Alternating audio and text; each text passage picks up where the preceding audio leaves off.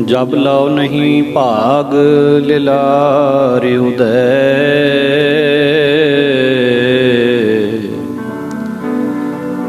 तब लौ भ्रमते फिरते बहुतायो। कल घोर समुद्र में बूढ़त थे, कबहू मिट है नहीं रे पछतायो। तत विचार यह मथुरा,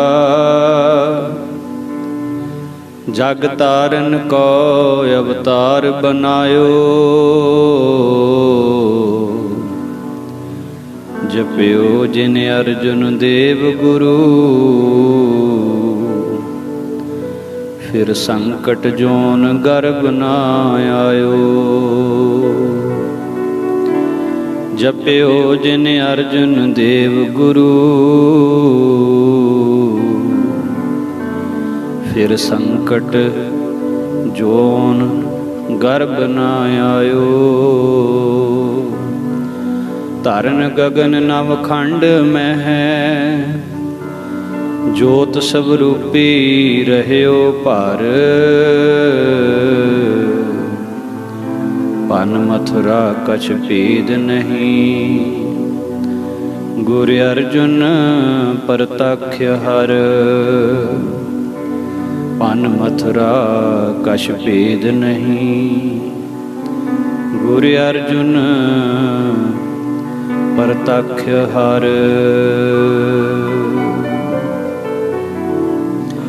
सतगुरां दे पवित्र चरनां दा ध्यान धरो।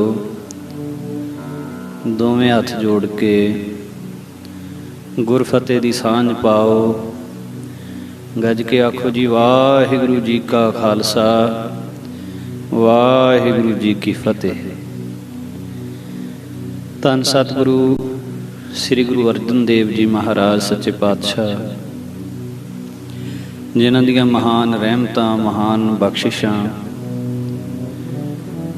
गरीब नवाज धन गुरु अर्जन देव साहिब सच्चे पातशाह जी, श्री गुरु ग्रंथ साहिब महाराज जी की पहली बार संपादना गुरु नानक महाराज की बाणी, गुरु अंगद देव साहिब जी की बाणी, श्री गुरु अमरदास महाराज जी की बाणी, श्री गुरु रामदास महाराज जी की बाणी, गुरु अर्जन साहिब महाराज जी की अपनी बाणी, भगतां की बाणी, गुरसिखां की बाणी, भट्ट साहिबानां की बाणी, इन समुची बाणी नूं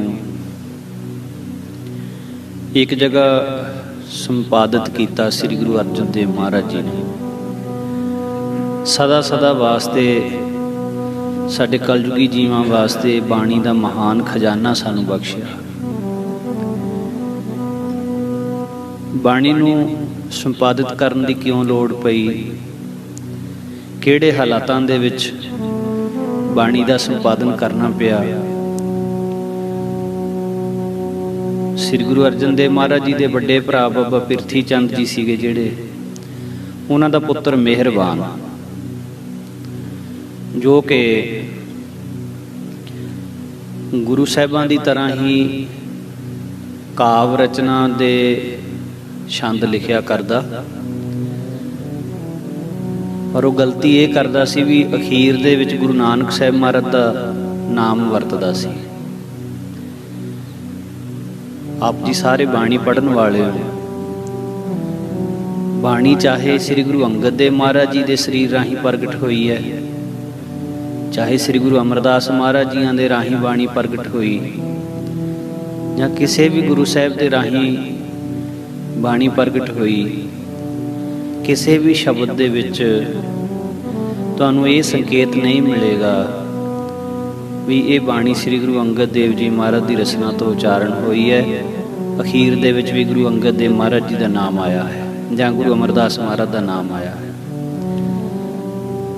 नाम श्री गुरु नानक महाराज का ही आवेगा। आपां सारे पढ़ते ना श्री आनंद साहिब, श्री आनंद साहिब की बाणी आपां नूं कित्थों पता लगता है भी यह गुरु अमरदास जी की बाणी है, ਜਦੋਂ ਸ਼ੁਰੂ ਵਿੱਚ ਪੜ੍ਹਦੇ ਹਾਂ ਰਾਮਕਲੀ ਮਹੱਲਾ ਤੀਜਾ, ਜਦੋਂ ਰਾਮਕਲੀ ਮਹੱਲਾ ਤੀਜਾ ਪੜ੍ਹਦੇ ਹਾਂ ਫਿਰ ਪਤਾ ਲੱਗਦਾ ਵੀ ਇਹ ਤਾਂ ਮਹਾਰਾਜ ਗੁਰੂ ਅਮਰਦਾਸ ਸਾਹਿਬ ਜੀ ਦੀ ਉਚਾਰਨ ਕੀਤੀ ਹੋਈ ਬਾਣੀ ਹੈ। ਬਾਕੀ ਦੀਆਂ 40 ਪੌੜੀਆਂ ਸ੍ਰੀ ਆਨੰਦ ਸਾਹਿਬ ਪੜ੍ਹੋ, ਇੱਕ ਪੌੜੀ ਦੇ ਵਿੱਚ ਵੀ ਆਪ ਜੀ ਨੂੰ ਇਹ ਸੰਕੇਤ ਨਹੀਂ ਮਿਲੇਗਾ ਵੀ ਇਹ ਬਾਣੀ ਸ੍ਰੀ ਗੁਰੂ ਅਮਰਦਾਸ ਮਹਾਰਾਜ ਜੀ ਦੀ ਹੈ। ਹਰੇਕ ਪੌੜੀ ਜਿੱਥੇ ਵੀ ਨਾਮ ਆਇਆ ਸ੍ਰੀ ਗੁਰੂ ਨਾਨਕ ਦੇਵ ਮਹਾਰਾਜ ਦਾ ਨਾਮ ਆਇਆ। ਆਨੰਦ ਭਇਆ ਮੇਰੀ ਮਾਏ ਸਤਿਗੁਰੂ ਮੈਂ ਪਾਇਆ, ਸਤਿਗੁਰ ਤਾਂ ਪਾਇਆ ਸਹਿਜ ਸੇਤੀ ਮਨ ਵਜੀਆਂ ਵਾਧਾਈਆਂ, ਰਾਗ ਰਤਨ ਪਰਵਾਰ ਭਰੀਆਂ ਸ਼ਬਦ ਗਾਵਣੇ ਆਈਆਂ, ਸ਼ਬਦੋ ਤਾਂ ਗਾਵੋ ਹਰੀ ਕੇਰਾ, ਮਨ ਜਿਨੀ ਵਸਾਇਆ ਕਹੈ ਨਾਨਕ ਆਨੰਦ ਹੋਆ ਸਤਿਗੁਰੂ ਮੈਂ ਪਾਇਆ। ਗੁਰੂ ਨਾਨਕ ਸਾਹਿਬ ਦਾ ਨਾਮ ਸਮੁੱਚੀ ਬਾਣੀ, ਬਾਕੀ ਗੁਰੂ ਸਾਹਿਬਾਨਾਂ ਦੀ ਬਾਣੀ ਵਿੱਚ ਵੀ ਇਸੇ ਤਰ੍ਹਾਂ ਹੀ ਹੈ। ਪਰ ਹੁਣ ਜੋ ਪਿਰਥੀ ਚੰਦ ਦਾ ਪੁੱਤਰ ਮਿਹਰਬਾਨ ਸੀ, ਉਹ ਵੀ ਆਪਣੀ ਕਾਵਿ ਰਚਨਾ ਦੇ ਨਾਲ ਨਾਨਕ ਪਦ ਵਰਤਣ ਲੱਗ ਪਿਆ। ਕੁਦਰਤੀ ਖੇਡ ਐਸੀ ਵਰਤੀ ਵੀ ਇੱਕ ਦਿਨ ਕੀਰਤਨ ਕਰਨ ਵਾਲੇ ਕੀਰਤਨੀਆਂ ਨੇ ਕੋਈ ਐਸਾ ਸ਼ਬਦ ਕੀਰਤਨ ਦੇ ਵਿੱਚ ਪੜ੍ਹ ਦਿੱਤਾ ਜੋ ਕਿ ਧੁਰ ਕੀ ਬਾਣੀ ਦਾ ਨਹੀਂ ਸੀ, ਮਿਹਰਬਾਨ ਦਾ ਉਚਾਰਨ ਕੀਤਾ ਹੋਇਆ ਸੀ। ਉਸ ਸ਼ਬਦ ਨੂੰ ਪੜ੍ਹਨ ਵੇਲੇ ਮਹਾਰਾਜ ਜੀਆਂ ਨੇ ਉਹਨਾਂ ਰਾਗੀਆਂ ਨੂੰ ਕੁਝ ਨਹੀਂ ਆਖਿਆ, ਪਰ ਬਾਅਦ ਦੇ ਵਿੱਚ ਸ੍ਰੀ ਗੁਰੂ ਅਰਜਨ ਦੇਵ ਮਹਾਰਾਜ ਜੀ ਨੇ ਮੁਖੀ ਸਿੱਖਾਂ ਨੂੰ ਕੋਲ ਸੱਦਿਆ। ਬਾਬਾ ਬੁੱਢਾ ਜੀ ਹੋਰ ਸਾਰੇ ਗੁਰਸਿੱਖਾਂ ਨੂੰ ਕੋਲ ਸੱਦ ਕੇ ਸ੍ਰੀ ਗੁਰੂ ਅਰਜਨ ਦੇਵ ਮਹਾਰਾਜ ਸਾਹਿਬ ਜੀ ਕਹਿਣ ਲੱਗੇ, ਕਹਿੰਦੇ ਬਾਬਾ ਜੀ ਜੋ ਅੱਜ ਹੋਇਆ ਹੈ ਤੁਹਾਡੇ ਧਿਆਨ ਗੋਚਰੇ ਗੱਲ ਆਈ? ਬਾਬਾ ਜੀ ਕਹਿੰਦੇ ਹਾਂ ਮਹਾਰਾਜ ਜੀ, ਅਸੀਂ ਦੇਖਿਆ ਹੈ ਵੀ ਧੁਰ ਕੀ ਬਾਣੀ ਤੋਂ ਬਾਹਰਲਾ ਸ਼ਬਦ ਪੜ੍ਹਿਆ ਗਿਆ ਹੈ। ਮਹਾਰਾਜ ਕਹਿੰਦੇ ਬਾਬਾ ਜੀ ਫਿਰ ਇਸ ਗੱਲ ਦਾ ਕੋਈ ਉਪਾਅ ਸੋਚਣਾ ਚਾਹੀਦਾ। ਅਜੇ ਅਸੀਂ ਸਰੀਰ ਕਰਕੇ ਬੈਠੇ ਹਾਂ, ਸਾਡੇ ਹੁੰਦਿਆਂ ਜੇ ਬਾਣੀ ਦੇ ਵਿੱਚ ਮਿਲਾਵਟ ਹੋਣ ਲੱਗ ਪਈ ਬਾਅਦ ਵਿੱਚ ਕੀ ਹੋਏਗਾ? ਬਾਣੀ ਮੂਲ ਰੂਪ ਦੇ ਵਿੱਚ ਰਹੇਗੀ ਨਹੀਂ। ਸਾਹਿਬ ਆਪ ਜੀ ਬ੍ਰਹਮ ਗਿਆਨੀ ਹੋ, ਆਪ ਜੀ ਬੰਦਗੀ ਵਾਲੇ ਹੋ, ਆਪ ਜੀ ਕਮਾਈ ਵਾਲੇ ਹੋ, ਪੁਰਾਤਨ ਸਮੇਂ ਤੋਂ ਲੈ ਕੇ ਆਪ ਜੀ ਸਿੱਖੀ ਕਮਾ ਰਹੇ ਹੋ। ਆਪ ਜੀ ਨੇ ਇਸ ਗੱਲ ਨੂੰ ਤਾੜ ਲਿਆ, ਇਸ ਗੱਲ ਨੂੰ ਸਮਝ ਲਿਆ। ਹਰ ਇੱਕ ਸਿੱਖ ਸੰਗਤ ਦਾ ਇਹ ਨਹੀਂ ਸਮਝ ਸਕੇਗਾ ਵੀ ਇਹ ਬਾਣੀ ਗੁਰੂ ਕਿਆਂ ਦੀ ਬਾਣੀ ਹੈ ਜਾਂ ਇਹ ਹੋਰ ਕਿਸੇ ਦੀ ਹੈ। ਉਹ ਕੇਵਲ ਨਾਨਕ ਪਦ ਦੇਖਣਗੇ, ਕਹਿਣਗੇ ਵੀ ਬਾਣੀ ਗੁਰੂ ਕੀ ਹੀ ਹੈ, ਪਤਾ ਨਹੀਂ ਲੱਗੇਗਾ। ਇਹਦਾ ਹੱਲ ਕੀ ਹੋਣਾ ਚਾਹੀਦਾ? ਮਹਾਰਾਜ ਕਹਿੰਦੇ ਹੁਣ ਤਿਆਰੀ ਕਰੀਏ, ਆਪਾਂ ਸਾਰੀ ਬਾਣੀ ਨੂੰ ਇੱਕ ਜਗ੍ਹਾ ਇੱਕ ਜਿਲਦ ਦੇ ਵਿੱਚ ਕਰੀਏ ਤਾਂ ਕਿ ਇੱਕ ਵੀ ਅੱਖਰ ਦਾ ਵਾਧਾ ਘਾਟਾ ਨਾ ਹੋਵੇ। ਫਿਰ ਹੁਣ ਜਿੱਥੇ ਜਿੱਥੇ ਬਾਣੀ ਦੀਆਂ ਪੋਥੀਆਂ ਸੀ, ਮਹਾਰਾਜ ਜੀਆਂ ਨੇ ਉਹ ਪੋਥੀਆਂ ਇਕੱਤਰ ਕਰਨੀਆਂ ਸ਼ੁਰੂ ਕੀਤੀਆਂ। ਸਭ ਤੋਂ ਵੱਧ ਗਿਣਤੀ ਦੇ ਵਿੱਚ ਜਿਹੜੀਆਂ ਪੋਥੀਆਂ ਗੋਇੰਦਵਾਲ ਸਾਹਿਬ ਦੀ ਧਰਤੀ ਤੇ ਬਾਬਾ ਮੋਹਨ ਜੀ ਦੇ ਪਾਸ। ਬਾਬਾ ਮੋਹਨ ਜੀ ਕੌਣ ਸਨ? ਆਪਾਂ ਕਦੇ ਇਹਨਾਂ ਗੱਲਾਂ ਦੀ ਵਿਚਾਰ ਹੀ ਨਹੀਂ ਕਰਦੇ, ਆਪਾਂ ਕਦੇ ਇਹਨਾਂ ਗੱਲਾਂ ਦੀ ਖੋਜ ਹੀ ਨਹੀਂ ਕਰਦੇ, ਆਪਾਂ ਕੋਲ ਸਮਾਂ ਹੀ ਨਹੀਂ ਹੈ। ਪਰ ਜਿਨ੍ਹਾਂ ਦਾ ਹਿਰਦੇ ਤੋਂ ਪਿਆਰ ਹੋਵੇ ਉਹ ਜ਼ਰੂਰ ਇਹਨਾਂ ਗੱਲਾਂ ਦੀ ਖੋਜ ਕਰਦੇ ਨੇ, ਪਿਆਰ ਦੇ ਵਿੱਚ ਆ ਕੇ ਆਪਣੇ ਗੁਰੂ ਸਾਹਿਬ ਦਾ ਇਤਿਹਾਸ ਪੜ੍ਹਦੇ ਤੇ ਸੁਣਦੇ ਨੇ ਜ਼ਰੂਰ। ਬਾਬਾ ਮੋਹਨ ਜੀ ਸ੍ਰੀ ਗੁਰੂ ਅਰਜਨ ਦੇਵ ਮਹਾਰਾਜ ਜੀ ਦੇ ਮਾਮਾ ਜੀ ਲੱਗਦੇ ਸੀ ਤੇ ਸ੍ਰੀ ਗੁਰੂ ਅਮਰਦਾਸ ਮਹਾਰਾਜ ਜੀ ਦੇ ਸਪੁੱਤਰ ਸੀਗੇ। ਬਾਬਾ ਮੋਹਨ ਜੀ ਤਿਆਗੀ ਵਿਰਾਗੀ ਆਤਮਾ ਸੀ, ਬਹੁਤ ਵੱਡੇ ਤਪਸਵੀ ਸਨ ਬਾਬਾ ਮੋਹਨ ਜੀ। ਅੱਜ ਵੀ ਤੁਸੀਂ ਜਦੋਂ ਗੋਇੰਦਵਾਲ ਸਾਹਿਬ ਜਾਂਦੇ ਹੋ, ਗੋਇੰਦਵਾਲ ਸਾਹਿਬ ਗੁਰਦੁਆਰਾ ਬੌਲੀ ਸਾਹਿਬ ਦੇ ਦਰਸ਼ਨ ਕਰਦੇ ਹੋ ਦਰਬਾਰ ਦੇ, ਉਥੋਂ ਨੇੜੇ ਹੀ ਬਾਜ਼ਾਰ ਵਿੱਚ ਹੀ ਜਾ ਕੇ ਮਹਾਰਾਜ ਜੀ ਦਾ ਪੁਰਾਤਨ ਘਰ ਜਿਹਨੂੰ ਗੁਰਦੁਆਰਾ ਚੁਬਾਰਾ ਸਾਹਿਬ ਆਖਿਆ ਜਾਂਦਾ ਹੈ, ਉਹ ਗੁਰਦੁਆਰਾ ਚੁਬਾਰਾ ਸਾਹਿਬ ਬਾਬਾ ਮੋਹਨ ਜੀ ਦੀ ਉੱਥੇ ਰਿਹਾਇਸ਼ ਸੀ। ਜਿਹੜਾ ਚੁਬਾਰਾ ਸੀ ਨਾ ਜੀ, ਚੁਬਾਰਾ ਬਾਬਾ ਮੋਹਨ ਜੀ ਨੇ ਆਪਣੇ ਰਹਿਣ ਲਈ ਨਹੀਂ ਸੀ ਬਣਾਇਆ ਹੋਇਆ। ਚੁਬਾਰੇ ਦੇ ਵਿੱਚ ਪਲੰਘ ਲੱਗਿਆ ਹੋਇਆ ਸੀ ਤੇ ਉਸ ਪਲੰਘ ਦੇ ਉੱਤੇ ਪੋਥੀਆਂ ਸੁਸ਼ੋਭਿਤ ਸਨ। ਬਾਬਾ ਜੀ ਬਾਣੀ ਦਾ ਬਹੁਤ ਸਤਿਕਾਰ ਕਰਦੇ ਸੀ ਬਾਬਾ ਮੋਹਨ ਜੀ। ਬਾਬਾ ਮੋਹਨ ਜੀ ਵਿਰਕਤ ਆਤਮਾ ਸੀ ਤੇ ਉਹਨਾਂ ਦਾ ਕਿਸੇ ਨਾਲ ਕੋਈ ਬਹੁਤਾ ਲੈਣ ਦੇਣ ਨਹੀਂ ਸੀ। ਸਮਾਧੀ ਸਥਿਤੀ ਰਹਿੰਦੇ ਸੀ ਬਹੁਤਾ ਸਾਲ।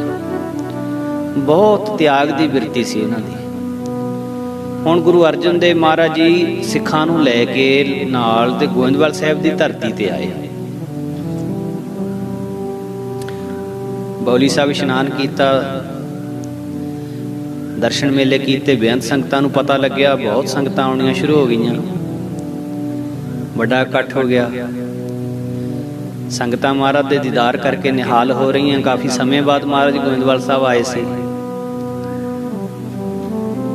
ਤੇ ਹੁਣ ਬਾਬਾ ਬੁੱਢਾ ਜੀ ਆਦਿਕ ਸਿੱਖ ਬੇਨਤੀ ਕਰਦੇ ਨੇ, ਮਹਾਰਾਜ ਜੀ ਅਸੀਂ ਬਾਬਾ ਮੋਹਨ ਜੀ ਨੂੰ ਉਹਨਾਂ ਚਿਰ ਜਾ ਕੇ ਬੇਨਤੀ ਕਰਦੇ ਹਾਂ ਵੀ ਅਸੀਂ ਪੋਥੀਆਂ ਲੈਣ ਵਾਸਤੇ ਆਏ ਹਾਂ। ਜਾ ਕੇ ਆਵਾਜ਼ਾਂ ਮਾਰੀਆਂ, ਬੂਹਾ ਨਾ ਖੁੱਲਿਆ, ਬੂਹਾ ਖੜਕਾਇਆ, ਬੂਹਾ ਨਾ ਖੁੱਲਿਆ। ਬਾਬਾ ਜੀ ਤੇ ਹੋਰ ਗੁਰਸਿੱਖ ਮੁੜ ਕੇ ਆ ਗਏ। ਕਹਿੰਦੇ ਹਜ਼ੂਰ ਪੋਥੀਆਂ ਬਾਬਾ ਜੀ ਆਪਾਂ ਨੂੰ ਦੇ ਦੇਣਗੇ, ਉਹਦਾ ਬੂਹਾ ਵੀ ਨਹੀਂ ਖੋਲਦੇ। ਗੁਰੂ ਅਰਜਨ ਦੇਵ ਮਹਾਰਾਜ ਕਹਿੰਦੇ ਐਦਾਂ ਉਹਨਾਂ ਨੇ ਬੂਹਾ ਨਹੀਂ ਖੋਲਣਾ, ਅਸੀਂ ਚੱਲਦੇ ਹਾਂ। ਉਹਨਾਂ ਦੀ ਸੁਰਤ ਸ਼ਬਦ ਦੀ ਸਵਾਰੀ ਕਰਕੇ ਜਿੱਥੇ ਪੁੱਜੀ ਹੋਈ ਹੈ, ਜਦ ਤੱਕ ਉਹਨਾਂ ਦੀ ਸੁਰਤ ਨੂੰ ਸ਼ਬਦ ਦੀ ਖਿੱਚ ਨਹੀਂ ਪੈਂਦੀ, ਉਨਾ ਚਿਰ ਉਹਨਾਂ ਦੀ ਸੁਰਤ ਹੇਠਾਂ ਨਹੀਂ ਆਏਗੀ। ਤੇ ਹੁਣ ਜੀ ਫਿਰ ਹਜ਼ੂਰ ਆਪ ਗਏ ਬਾਬਾ ਮੋਹਨ ਜੀ ਦੇ ਪਵਿੱਤਰ ਅਸਥਾਨ ਦੇ ਕੋਲ। ਬਾਹਰ ਭੁੰਜੇ ਗਲੀ ਵਿੱਚ ਬੈਠ ਕੇ ਹਜ਼ੂਰ ਨੇ ਆਪ ਕੀਰਤਨ ਕੀਤਾ। ਸ੍ਰੀ ਗੁਰੂ ਅਰਜਨ ਦੇਵ ਮਹਾਰਾਜ ਜੀ ਆਪ ਕੀਰਤਨ ਕੀਤਾ। ਜਦ ਸ਼ਬਦ ਦਾ ਕੀਰਤਨ ਹੋਵੇ, ਧੁਰ ਕੀ ਬਾਣੀ ਦਾ ਕੀਰਤਨ ਹੋਵੇ, ਔਰ ਕੀਰਤਨ ਵੀ ਸ੍ਰੀ ਗੁਰੂ ਅਰਜਨ ਦੇਵ ਜੀ ਮਹਾਰਾਜ ਕਰ ਰਹੇ ਹੋਣ, ਕੈਸਾ ਸਮਾਂ ਬਣਿਆ ਹੋਏਗਾ। ਫਿਰ ਬਾਬਾ ਮੋਹਨ ਜੀ ਦੀ ਸੁਰਤ ਜੋ ਦਸਮ ਦੁਆਰ ਵਿੱਚ ਟਿਕੀ ਹੋਈ ਸੀ, ਇੱਕਦਮ ਬਾਬਾ ਜੀ ਸੁਚੇਤ ਅਵਸਥਾ ਵਿੱਚ ਆਏ। ਬੂਹਾ ਖੋਲਿਆ, ਜਦ ਦੇਖਿਆ ਭਾਣਜਾ ਜੀ ਆਏ ਨੇ। ਹੁਣ ਇੱਕ ਪਰਖ ਕੀਤੀ ਬਾਬਾ ਮੋਹਨ ਜੀ ਨੇ। ਪਰਖ ਕੀ ਕੀਤੀ ਵੀ ਵੱਡਿਆਂ ਵਿੱਚ ਤੇ ਨਿਮਰਤਾ ਬਹੁਤ ਸੀ, ਇਹਨਾਂ ਵਿੱਚ ਦੇਖੀਏ ਨਿਮਰਤਾ ਹੈ, ਸਹਿਣਸ਼ੀਲਤਾ ਹੈ। ਬਾਬਾ ਮੋਹਨ ਜੀ ਨੇ ਸ੍ਰੀ ਗੁਰੂ ਅਰਜਨ ਦੇਵ ਜੀ ਨੂੰ, ਆਪਣੇ ਭਾਣਜੇ ਨੂੰ ਬਹੁਤ ਕੌੜੇ ਲਫ਼ਜ਼ ਬੋਲੇ। ਕਿਹੋ ਕਿਹੋ ਜਿਹੇ ਬਚਨ ਕਹੇ। ਗੁਰਤਾ ਗੱਦੀ ਤੁਸੀਂ ਲੈ ਗਏ, ਸੰਗਤਾਂ ਨੂੰ ਤੁਸੀਂ ਲੈ ਗਏ, ਮਾਣ ਵਡਿਆਈ ਤੁਹਾਡੇ ਕੋਲੇ ਚਲੀ ਗਈ। ਵੀ ਸਾਨੂੰ ਇੱਥੇ ਫਕਰਾਂ ਨੂੰ ਬਹਿ ਕੇ ਭਜਨ ਵੀ ਨਹੀਂ ਕਰਨ ਦਿੰਦੇ। ਹੁਣ ਕੀ ਲੈਣ ਆਏ ਸਾਡੇ ਕੋਲੇ? ਕਿਉਂ ਆਏ ਸਾਡੇ ਕੋਲੇ? ਇਹੋ ਜਿਹੇ ਬਚਨ ਘਰ ਆਇਆਂ ਨੂੰ ਕੋਈ ਬੋਲੇ, ਬੜੀ ਵੱਡੀ ਗੱਲ ਹੈ ਇਹ। ਪਰ ਜਿਵੇਂ ਜਿਵੇਂ ਬਾਬਾ ਮੋਹਨ ਜੀ ਗੁਰੂ ਅਰਜਨ ਦੇਵ ਜੀ ਮਹਾਰਾਜ ਜੀਆਂ ਨੂੰ ਇਹੋ ਜਿਹੇ ਬੋਲ ਰਹੇ ਹੈ, ਤੇ ਸ੍ਰੀ ਗੁਰੂ ਅਰਜਨ ਦੇਵ ਜੀ ਮਹਾਰਾਜ ਹੱਥ ਜੋੜ ਕੇ ਨਿਮਰਤਾ ਨਾਲ ਨੀਵੀਂ ਪਾਈ ਇਹੀ ਬੇਨਤੀਆਂ ਕਰੀ ਜਾਂਦੇ, ਬਾਬਾ ਜੀ ਬਹੁਤ ਪਿਆਰੇ ਬਚਨ ਹਨ, ਬਾਬਾ ਜੀ ਬੜੀ ਕਿਰਪਾ ਕਰ ਰਹੇ ਹੋ, ਬਾਬਾ ਜੀ ਬੜਾ ਤਰਸ ਕੀਤਾ, ਤੁਸੀਂ ਆਪਣੀ ਸਮਾਧੀ ਵਿੱਚੋਂ ਉੱਠ ਕੇ ਆਏ ਹੋ, ਬੜੀ ਕਿਰਪਾ ਕੀਤੀ, ਬੜਾ ਤਰਸ ਕਰਕੇ ਤੁਸੀਂ ਇਹ ਮਿੱਠੇ ਬੋਲ ਦਾਸ ਦੀ ਝੋਲੀ ਪਾ ਰਹੇ ਹੋ, ਤੁਹਾਡਾ ਕਿਵੇਂ ਸ਼ੁਕਰਾਨਾ ਕਰਾਂ। ਹੁਣ ਜਦੋਂ ਇਹੋ ਜਿਹੇ ਬਚਨ ਸ੍ਰੀ ਗੁਰੂ ਅਰਜਨ ਦੇਵ ਜੀ ਮਹਾਰਾਜ ਜੀ ਕਰ ਰਹੇ ਹੈ, ਥੋੜਾ ਚਿਰ ਬਾਬਾ ਮੋਹਨ ਜੀ ਨੇ ਦੇਖਿਆ, ਪਰ ਸਤਿਗੁਰਾਂ ਦੀ ਨਿਮਰਤਾ ਅੱਗੇ ਇੱਕਦਮ ਬਾਬਾ ਮੋਹਨ ਜੀ ਨੇ ਵੀ ਹੱਥ ਜੋੜ ਲਏ। ਕਹਿੰਦੇ ਤੁਹਾਡੇ ਕੋਲੇ ਆ ਨਿਮਰਤਾ ਦਾ, ਗਰੀਬੀ ਦਾ ਖਜ਼ਾਨਾ ਸੀ, ਇਸੇ ਹੀ ਕਰਕੇ ਤੁਸੀਂ ਸਾਰਾ ਕੁਝ ਸਾਡੇ ਕੋਲੋਂ ਲੈ ਗਏ। ਹੁਣ ਦੱਸੋ ਮੈਨੂੰ ਕੀ ਹੁਕਮ ਹੈ, ਮੈਂ ਦਾਸ ਤੁਹਾਡੇ ਹੁਕਮ ਦੀ ਉਡੀਕ ਵਿੱਚ ਬੈਠਾ। ਉਸ ਵੇਲੇ ਗੁਰੂ ਅਰਜਨ ਸਾਹਿਬ ਜੀ ਮਹਾਰਾਜ ਕਹਿੰਦੇ ਜੀ ਵੱਡਿਆਂ ਦਾ ਖਜ਼ਾਨਾ ਆਪ ਜੀ ਕੋਲੇ ਪਿਆ ਹੈ, ਉਸ ਖਜ਼ਾਨੇ ਨੂੰ ਅਸੀਂ ਆਪ ਜੀ ਦੀ ਇਜਾਜ਼ਤ ਦੇ ਨਾਲ, ਆਪ ਜੀ ਦੇ ਹੁਕਮ ਨਾਲ ਲੈਣ ਵਾਸਤੇ ਆਏ ਹਾਂ। ਉਹ ਸਾਰਾ ਖਜ਼ਾਨਾ ਇੱਕ ਜਗ੍ਹਾ ਇਕੱਤਰ ਕਰਨਾ ਹੈ। ਤੇ ਫਿਰ ਬਾਬਾ ਮੋਹਨ ਜੀ ਕਹਿੰਦੇ ਜੀ ਮਾਲਕ ਤੁਸੀਂ ਹੋ, ਮੈਂ ਤਾਂ ਚੌਂਕੀਦਾਰ ਹਾਂ। ਤੁਸੀਂ ਮਾਲਕ ਹੋ, ਚੌਂਕੀਦਾਰ ਨੂੰ ਪੁੱਛਣ ਦੀ ਕੀ ਲੋੜ ਹੈ? ਤੇ ਹਜ਼ੂਰ ਤੁਹਾਡਾ ਖਜ਼ਾਨਾ ਹੈ, ਤੁਸੀਂ ਲਿਜਾ ਸਕਦੇ ਹੋ। ਉੱਥੋਂ ਫਿਰ ਪਾਲਕੀ ਦੇ ਵਿੱਚ ਪੋਥੀਆਂ ਸਜਾਈਆਂ ਗਈਆਂ, ਔਰ ਬੜੇ ਅਦਬ ਦੇ ਨਾਲ, ਬੜੇ ਪ੍ਰੇਮ ਦੇ ਨਾਲ ਸ਼ਬਦ ਕੀਰਤਨ ਕਰਦੇ ਹੋਏ ਸ੍ਰੀ ਗੋਇੰਦਵਾਲ ਸਾਹਿਬ ਤੋਂ ਸ੍ਰੀ ਅੰਮ੍ਰਿਤਸਰ ਸਾਹਿਬ ਨੂੰ ਸੰਗਤਾਂ ਦੇ ਸਮੇਤ ਸ੍ਰੀ ਗੁਰੂ ਅਰਜਨ ਦੇਵ ਜੀ ਮਹਾਰਾਜ ਆਏ ਪੋਥੀਆਂ ਲੈ ਕੇ। ਔਰ ਵਿਲੱਖਣ ਗੱਲ ਇਹ ਸੀ ਬਈ ਸਾਰਾ ਰਸਤਾ ਸ੍ਰੀ ਗੁਰੂ ਅਰਜਨ ਦੇਵ ਜੀ ਮਹਾਰਾਜ ਚੌਰ ਸਾਹਿਬ ਕਰਦੇ ਆਏ, ਔਰ ਪੋਥੀਆਂ ਦੀ ਪਾਲਕੀ ਬਾਬਾ ਬੁੱਢਾ ਸਾਹਿਬ ਜੀ ਦੇ ਸੀਸ ਤੇ ਸੀ। ਤੇ ਜੋ ਹਰਮੰਦਰ ਸਾਹਿਬ ਸਰੋਵਰ ਦੀ ਪਰਿਕਰਮਾ ਦੇ ਵਿੱਚ ਦੁੱਖ ਭੰਜਣੀ ਬੇਰੀ ਤੋਂ ਨੇੜੇ ਹੀ ਇੱਕ 68 ਘਾਟ ਥੜਾ ਬਣਿਆ ਹੋਇਆ ਹੈ, ਉਹ ਯਾਦਗਾਰ ਹੈ ਜੀ। ਤੁਹਾਡੇ ਵਿੱਚੋਂ ਜਿਹੜੇ ਵੀ ਉਹਨਾਂ ਦਰਸ਼ਨ ਕੀਤੇ ਉਹਨਾਂ ਨੂੰ ਪਤਾ ਹੋਣਾ, ਜਿਨ੍ਹਾਂ ਨੇ ਨਹੀਂ ਦਰਸ਼ਨ ਕੀਤੇ, ਕਦੇ ਜਾਣ ਦਾ ਸਮਾਂ ਮਹਾਰਾਜ ਜੀ ਬਖਸ਼ਿਸ਼ ਕਰਨ ਤਾਂ ਜ਼ਰੂਰ ਦਰਸ਼ਨ ਕਰਿਓ। ਉੱਥੇ ਬੋਰਡ ਲਿਖ ਕੇ ਲਾਇਆ ਹੋਇਆ ਇਤਿਹਾਸ। ਉਸ 68 ਘਾਟ ਉਸ ਅਸਥਾਨ ਤੇ ਸਭ ਤੋਂ ਪਹਿਲਾਂ ਜਾ ਕੇ ਉਹ ਪੋਥੀਆਂ ਵਾਲੀ ਪਾਲਕੀ ਸੁਸ਼ੋਭਿਤ ਕੀਤੀ ਸੀ। ਉਦੋਂ ਬਾਅਦ ਫਿਰ ਇਕਾਂਤ ਜਗ੍ਹਾ ਲੱਭੀ ਗਈ, ਜਿੱਥੇ ਅੱਜ ਕੱਲ੍ਹ ਗੁਰਦੁਆਰਾ ਰਾਮਸਰ ਸਾਹਿਬ ਹੈ। ਗੁਰਦੁਆਰਾ ਰਾਮਸਰ, ਜਿੱਥੇ ਹੁਣ ਸ਼੍ਰੋਮਣੀ ਕਮੇਟੀ ਨੇ ਸ੍ਰੀ ਗੁਰੂ ਗ੍ਰੰਥ ਸਾਹਿਬ ਮਹਾਰਾਜ ਜੀ ਦੇ ਸਰੂਪ ਛਾਪਣ ਦੀ ਪ੍ਰੈਸ ਲਾਈ ਹੋਈ ਹੈ, ਮਸ਼ੀਨਾਂ ਲੱਗੀਆਂ ਹੋਈਆਂ ਨੇ। ਉੱਥੇ ਉਸ ਵੇਲੇ ਝਿੜੀ ਸੀ, ਇੱਕ ਛੋਟਾ ਜਿਹਾ ਤਲਾਬ ਸੀ, ਬੜਾ ਇਕਾਂਤ ਸੀ, ਜਿੱਥੇ ਅੱਜ ਕੱਲ੍ਹ ਸ਼ਹੀਦਗੰਜ ਗੁਰਦੁਆਰਾ ਵੀ ਨਾ ਜੀ, ਬਾਬਾ ਦੀਪ ਸਿੰਘ ਸਾਹਿਬ ਜੀ ਦੀ ਯਾਦਗਾਰ, ਉਹਦੇ ਨੇੜੇ ਬਿਲਕੁਲ ਗੁਰਦੁਆਰਾ ਰਾਮਸਰ ਸਾਹਿਬ ਹੈ। ਉਸ ਵੇਲੇ ਉੱਥੇ ਝਿੜੀ ਸੀ ਤੇ ਮਹਾਰਾਜ ਜੀਆਂ ਨੇ ਫਿਰ ਉੱਥੇ ਤੰਬੂ ਲਵਾਏ। ਫਿਰ ਉੱਥੇ ਬਾਣੀ ਦੀ ਲਿਖਾਈ ਆਰੰਭ ਹੋਈ। ਲਿਖਾਈ ਲਾਇਆ ਗਿਆ ਭਾਈ ਗੁਰਦਾਸ ਜੀ ਨੂੰ। ਬਾਣੀ ਤਰਤੀਬਵਾਰ, ਸਭ ਤੋਂ ਪਹਿਲਾਂ ਜਪਜੀ ਸਾਹਿਬ, ਫਿਰ ਰਹਿਰਾ ਸਾਹਿਬ ਦੇ ਸ਼ਬਦ, ਫਿਰ ਕੀਰਤਨ ਸੋਹਿਲੇ ਦੇ ਸੋਹਿਲਾ ਸਾਹਿਬ ਦੇ 5 ਸ਼ਬਦ, ਫਿਰ ਰਾਗਾਂ ਦੇ ਵਿੱਚ ਬਾਣੀ ਸ੍ਰੀ ਰਾਗ, ਮਾਝ ਰਾਗ, ਗੌੜੀ ਰਾਗ, ਆਸਾ ਰਾਗ, 30 ਰਾਗਾਂ ਦੇ ਵਿੱਚ ਬਾਣੀ ਉਸ ਵੇਲੇ ਤਾਈਂ ਪ੍ਰਗਟ ਸੀ। 31ਵਾਂ ਰਾਗ ਜਿਹੜਾ ਹੈ ਉਹ ਸ੍ਰੀ ਗੁਰੂ ਤੇਗ ਬਹਾਦਰ ਸਾਹਿਬ ਨੇ ਉਚਾਰਨ ਕੀਤਾ, ਜੋ ਕਿ ਫਿਰ ਦਮਦਮਾ ਸਾਹਿਬ ਦੀ ਧਰਤੀ ਜਦੋਂ ਦੂਜੀ ਵਾਰੀ ਗੁਰੂ ਗ੍ਰੰਥ ਸਾਹਿਬ ਦਾ ਸਰੂਪ ਲਿਖਿਆ ਗਿਆ ਗੁਰੂ ਗੋਬਿੰਦ ਸਿੰਘ ਮਹਾਰਾਜ ਜੀ ਵੱਲੋਂ, ਗੁਰੂ ਤੇਗ ਬਹਾਦਰ ਸਾਹਿਬ ਦੀ ਬਾਣੀ ਉਸ ਵੇਲੇ ਚੜਾਈ ਗਈ ਸੀ ਵਿੱਚ। ਉਸ ਵੇਲੇ ਤੱਕ 5 ਸਤਿਗੁਰਾਂ ਦੀ ਬਾਣੀ, ਤੇ ਮਹਾਰਾਜ ਜੀ ਨੇ ਫਿਰ ਸਾਰੀ ਬਾਣੀ ਭਾਈ ਗੁਰਦਾਸ ਜੀ ਨੂੰ ਲਿਖਾਰੀ ਲਾ ਕੇ ਆਪ ਲਿਖੀ ਸੀ। ਤਕਰੀਬਨ 1601 ਦੇ ਵਿੱਚ ਇਹ ਕਾਰਜ ਆਰੰਭ ਹੋਇਆ ਸੀ, ਔਰ 1604 ਦੇ ਵਿੱਚ ਗੁਰੂ ਗ੍ਰੰਥ ਸਾਹਿਬ ਦਾ ਸਰੂਪ ਸੰਪੂਰਨ ਹੋਇਆ ਸੀ। 1604 ਦੇ ਵਿੱਚ ਫਿਰ ਹੁਣ ਇਸ ਸਰੂਪ ਦਾ ਪ੍ਰਕਾਸ਼ ਕਹਿੰਦੇ ਕਿੱਥੇ ਹੋਵੇ? ਕਹਿੰਦੇ ਹਰਮੰਦਰ ਸਾਹਿਬ ਦੇ ਵਿੱਚ। ਹੁਣ ਰਾਮਸਰ ਸਾਹਿਬ ਤੋਂ ਹਰਮੰਦਰ ਸਾਹਿਬ ਨੂੰ ਜਦੋਂ ਸਰੂਪ ਲੈ ਕੇ ਜਾਣਾ ਤਾਂ ਸੰਗਤਾਂ ਜੈ ਜੈਕਾਰ ਕਰਦੀਆਂ ਜਾਣਗੀਆਂ ਨਾਲ। ਸ਼ਾਮ ਦਾ ਵਕਤ ਹੈ, ਵਿਚਾਰ ਹੋ ਰਹੀ ਹੈ ਵੀ ਕੱਲ ਨੂੰ ਸਰੂਪ ਹਰਮੰਦਰ ਸਾਹਿਬ ਦਰਬਾਰ ਸਾਹਿਬ ਲੈ ਕੇ ਜਾਣਾ ਹੈ। ਪੋਥੀ ਪਰਮੇਸ਼ਰ ਕਾ ਥਾਨ, ਪਰ ਹੁਣ ਇਸ ਸਰੂਪ ਨੂੰ, ਇਸ ਪੋਥੀ ਸਾਹਿਬ ਨੂੰ, ਇਸ ਬੀੜ ਸਾਹਿਬ ਨੂੰ ਕੌਣ ਆਪਣੇ ਸੀਸ ਤੇ ਲੈ ਕੇ ਜਾਏਗਾ? ਕਿਸ ਦੇ ਸੀਸ ਦੇ ਉੱਤੇ ਇਹ ਬਾਣੀ ਸੁਸ਼ੋਭਿਤ ਹੋਏਗੀ?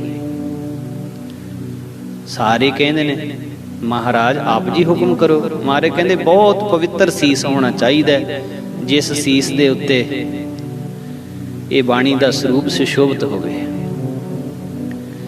ਮਹਾਰਾਜ ਜੀ ਆਪ ਜੀ ਤੋਂ ਪਵਿੱਤਰ ਸੀਸ ਹੋਰ ਕਿਹਦਾ ਹੋ ਸਕਦਾ ਹੈ? ਆਪ ਜੀ ਕਿਰਪਾ ਕਰੋ। ਮਹਾਰਾਜ ਕਹਿੰਦੇ ਨਹੀਂ, ਸਾਡੇ ਨਾਲੋਂ ਵੀ ਪਵਿੱਤਰ ਸੀਸ ਇੱਕ ਹੈਗਾ ਹੈ, ਜਿਨ੍ਹਾਂ ਦੇ ਸੀਸ ਤੇ ਸਰੂਪ ਸੁਸ਼ੋਭਿਤ ਹੋਏਗਾ। महाराज जी कौन? आप जी तो भी पवित्र सीस वाला कोई है? मारे कहते कौन जी? कहते धन बाबा बुढ़ा साहब जी, जिन्हों ने श्री गुरु नानक महाराज जी के भी दीदार किए ते उन्होंने चरणों ते सीस रख के नमस्कार की हुई है। बाबा बुढ़ा साहब जी, बाबा बुढ़ा साहब जी के सीस ते स्वरूप सुशोभित होएगा। हुण बड़ा जलाओ सजिया हरमंदर साहब दे विच प्रकाश करन वास्ते, सुशोभित करन वास्ते पवित्र स्वरूप लिजाया जा रहा। जय जयकार दीयां धुनियां लगियां होईयां, फुल्लां दी वर्खा हो रही, नरसिंघे वज रहे। अज भी जदों तुसीं श्री हरमंदर साहब सतगुरां दे पवित्र स्वरूप आउंदे वेखदे हो, किवें नरसिंघे वजदे ने, पालकी साहब नूं मोढ़ा देण वालियां नूं वारी नहीं आउंदी। वो नज़ारा गुरु साहिबां दे वेले तो इसे तरह चल रहा है। देखो साध संगत जी, किसी धर्म की निरादरी नहीं, किसी धर्म की निंदिया नहीं। धर्म ग्रंथ होर भी बहुत ने, सारे धर्मां दे धर्म ग्रंथ सत्कारयोग हैं। हिंदू मत दे, मुसलमान मत दे, ईसाई मत दे, होर जिन्ने भी धर्मां दे धर्म ग्रंथ हैं सारे सत्कारयोग हैं। पर श्री गुरु ग्रंथ साहिब महाराज जी का जो सत्कार गुरु साहिबां ने आप कीता ते करवाया, वो होर किसे दा भी नहीं होया, किसे दा भी नहीं। फौज दे विच एक बारी बड़ी इस गल दी चर्चा छिड़ी, झगड़ा बन गया वड्डे अफसरां दे कोल। कुछ हिंदू भरा ते मुसलमान भरा इकट्ठे होके गए। कहते जदों एक तो दूजी थां पलटना जानियां हुंदियां उस वेले तुसी सिखां वास्ते गुरु ग्रंथ साहिब लई एक पूरा डब्बा तैयार करदे हो, जिहदे विच गुरु ग्रंथ साहिब दे स्वरूप सवार हुंदे, सुशोभित हुंदे है। ते सानू भी ये सहूलत दित्ती जावे।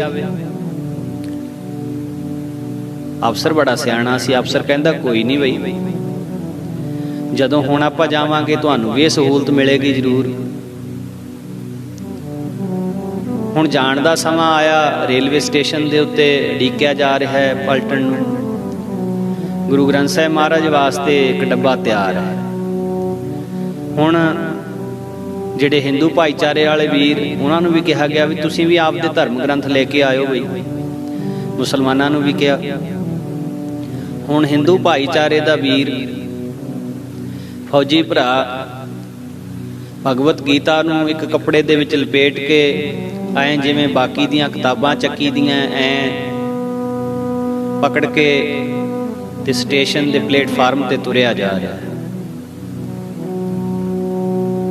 सामने अफसर देख रहा है भी किन्ने सत्कार दे नाल लिया रहा है। आख्या कित्थे है जी साडा डब्बा जिहड़ा अलग सानू तुसीं देना? कहंदे कोई नहीं, रुको, हुणे ही फैसला हो जाना है। मुसलमान वीर आया, वह भी कुरान शरीफ नूं ऐं चक लिया। ते थोड़े चिर बाद उत्थे घड़ियाल वजण की आवाज़ आई, संख की आवाज़ आई। क्या ये कि गुरु ग्रंथ साहिब जी के स्वरूप आ रहे। सारे हाथ जोड़ के आसे पासे खड़े हो गए। मूरे मूरे एक फौजी सिंह पानी छिड़कता जा रहा है। उदों मगर घड़ियाल वजाउण वाला जा रहा है। महाराज के स्वरूप गुरसिख के सीस ते हैं। एक चौर साहब कर रहा है, एक सिख ने छत्र फड़िया होया है, एक सिख ने महाराज जी दे बाकी रुमाले साहब पैक करके फड़े हुए ने। अच्छा, हुण महाराज जियां दा अलग डब्बा तैयार है। महाराज जी के स्वरूप फौजी सिंघां ने उहदे विच सुशोभित कर दिते। अफसर उन्हां हिंदू भरावां ते मुसलमान भरावां नूं कहंदा फर्क देखिया ही, कुछ समझ लगी? इन्हां नूं वखरा डब्बा क्यों देईदा है? आ कारण है। ये श्री गुरु ग्रंथ साहिब महाराज जी का सत्कार समुचे विश्व दे विच ग्रंथ सारे ही सत्कारयोग ने, कोई शक नहीं, जिथों भी ज्ञान मिलता है। पर जे गुरु लफज लगता है तो केवल गुरु ग्रंथ साहिब नाल लगता है, होर किसी ग्रंथ नाल नहीं लगता। ये विलक्षण गल है, निवेकली गल है। श्री गुरु ग्रंथ साहिब महाराज जी की तरह किसी भी होर ग्रंथ का सवेरे अमृत वेले प्रकाश नहीं किया जाता ते शामां नूं रात नूं सुखासन नहीं किया जाता। ਕਿਸੇ ਵੀ ਹੋਰ ਗ੍ਰੰਥ ਦੇ ਪ੍ਰਕਾਸ਼ ਵਾਸਤੇ ਇਦਾਂ ਚੰਦੋਏ ਸਾਹਿਬ ਨਹੀਂ ਲੱਗਦੇ, ਚੌਰ ਸਾਹਿਬ ਨਹੀਂ ਹੁੰਦੇ, ਪੀੜੇ ਸਾਹਿਬ ਨਹੀਂ ਸਜਦੇ, ਰੁਮਾਲੇ ਸਾਹਿਬ ਨਹੀਂ ਲੱਗਦੇ।